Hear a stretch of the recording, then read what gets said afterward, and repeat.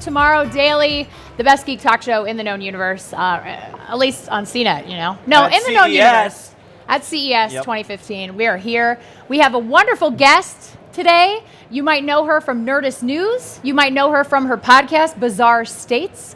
This is Jessica Chobot, ladies and gentlemen. I was our Showbot. Yeah. Show's got a show. Give her a hand. Give her a round of applause.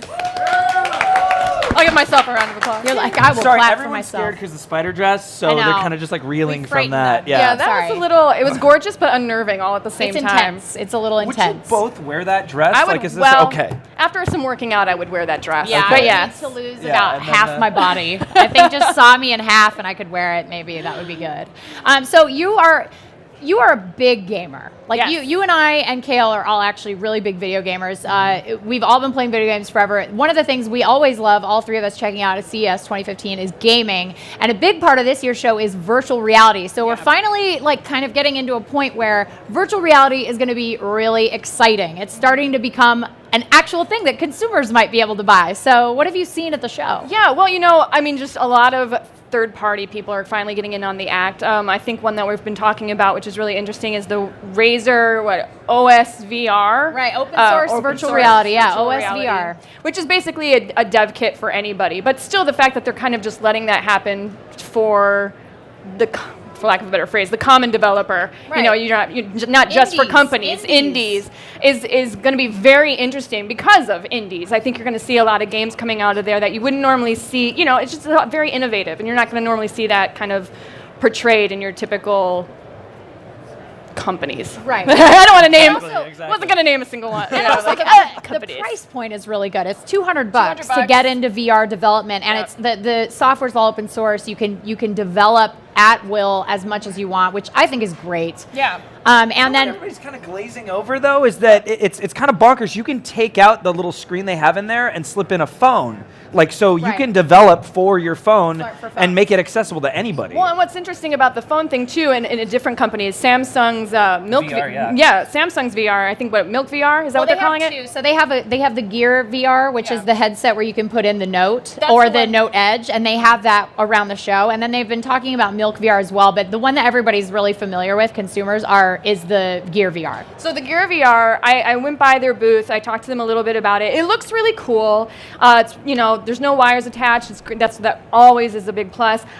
I don't know if I necessarily want to carry around an extra peripheral with a giant headset and my phone. Over encumbered, yeah. You know, I talked to one of the guys that was there kind of promoting the booth, and he said he used it on the plane and that it wasn't a big issue for him. I could imagine that would be helpful. So, it's like you're I guess you're in a meadow, or what are you doing on a plane? You're just like, I'm in a meadow. Like, I mean, you're in Vegas. I guess for like super long flights, great idea. I just don't know how well it would travel. That makes sense.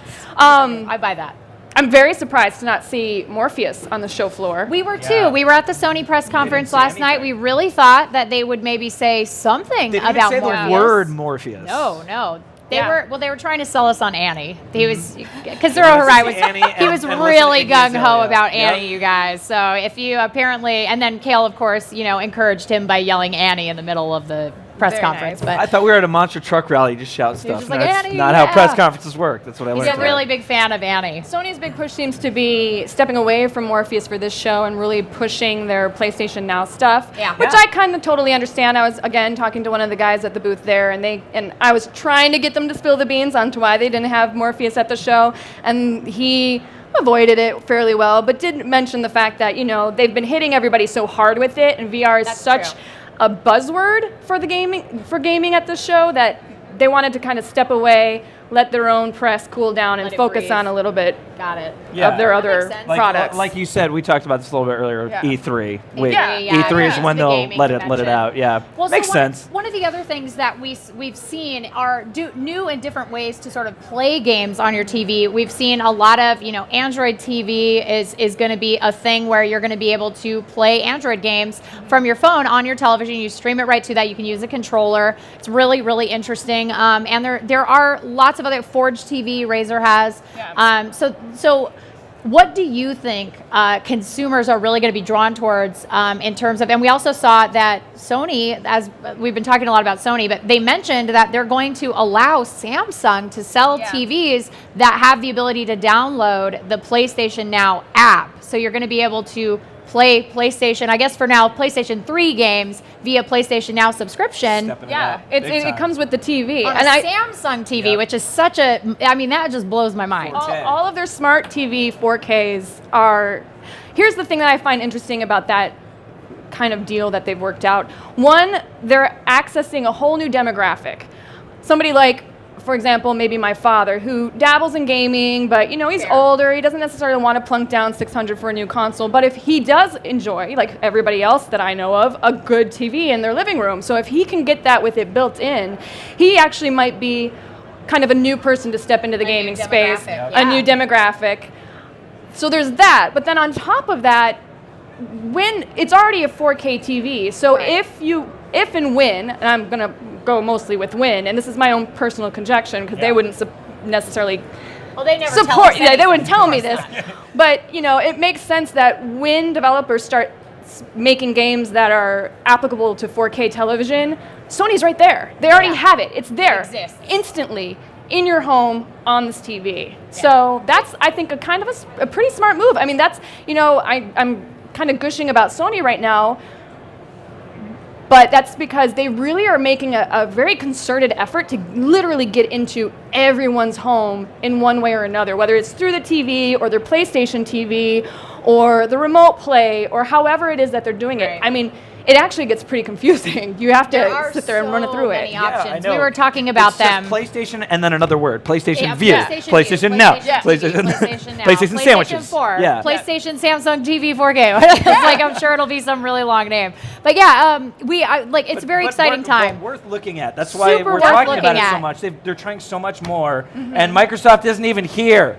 Yeah, no. I was so surprised. So I haven't been to CES for at least, 3 or 4 years. I think my last one was when I was here for G4 way back in the day, and they stuck me doing smart fridges, which is awesome. But it's fridges. Smart fridge. I'm like, does it order your milk for you? I'm so excited. Drinking too much orange juice. Yeah, but I can sleep. This is terrible. So but all of a sudden I show up on the show floor and there's no Microsoft, and I was like, what? And a lot of changes. Yeah. So we have a hashtag of the day here on Tomorrow Daily. The hashtag of the day today is hashtag TDCES Games. We want you to tell us what kinds of gaming tech that you are most excited about in 2015. Jessica, we have really enjoyed hearing your insights. You are fantastic.